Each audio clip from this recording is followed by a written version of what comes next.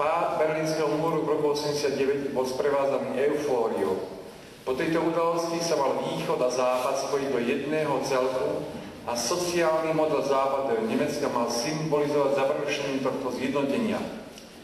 Hel sa však pozeral s hlbokou skepsou na túto optimistickú náladu a rozhodol sa pre svoj vlastný výskum. V projekte Neuland poukazuje na fakt, že nesúlad medzi východným a západným Nemeckom sa síce zmiernil, ale rozhodne nezvizol úplne. Tradičné rozdiely, ktoré sa stále nepodarilo prekonať, podnecujú vzájomnej nevraživosti.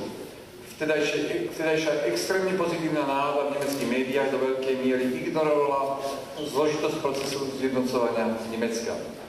Als ich die Arbeit 1989 begonnen habe, war ich selbst noch Student. Heute unterrichte ich und vermittle diese Sozialgeschichte an meine Studenten, die eben die Mauer zum Beispiel gar nicht mehr kennen. Insofern durfte ich durch diese Arbeit erleben, wie schnell etwas Geschichte wird, und ich sehe hier sehr viele engagierte Fotografen, und ich hoffe irgendwo, dass diese Transformationsprozesse auch hier in Bratislava, in der Slowakei, eben als historischer Prozess begriffen werden und dokumentiert werden.